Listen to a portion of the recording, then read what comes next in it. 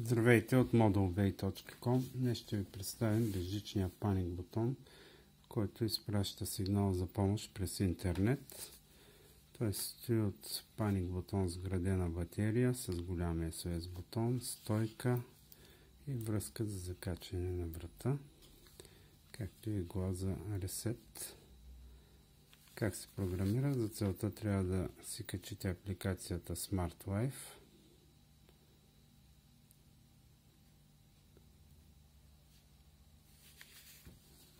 Натискате бутона Reset с иглата.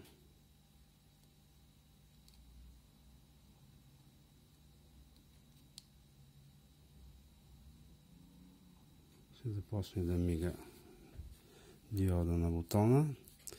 Натискате бутона плюс Add Device. Добави. Това е мрежата.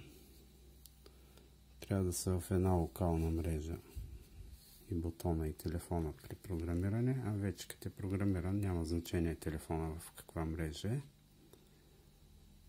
И както видяхте, бутона вече е свързан. Done. Така, при натискане на бутона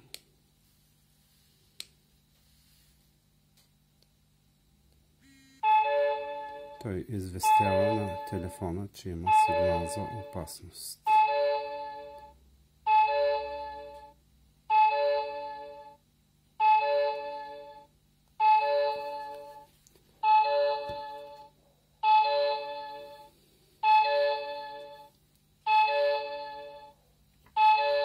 Също така може да се закупите и сирена, която да инсталирате в къщи или на друго място. Тя може да работи както с две батерии, така и с USB захранване.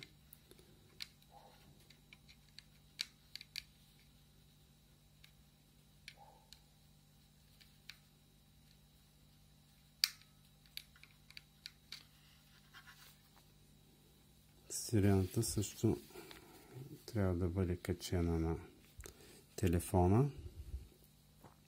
Тя е Wi-Fi сирена. Ние сме я качили предварително и трябва да добавите при какви условия се задейства сирената. Това става когато when the device status change, т.е. когато състоянието на бутона бъде натиснат. Натискаме SOS бутон. Emergency Alarm, Alarming. Когато SOS бутона е натиснат, тогава какво да се случи? Натискаме, добавяме Control Single Device. Ще задействаме сирената. Вида на сирената, вид 1. Сигнал, за колко време сирената да се задейства, да речем за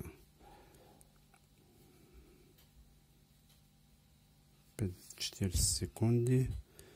Alarm Switch On, включване на сирената. Next, Save. Задаваме някакво име на събитието и така пробваме паник бутона.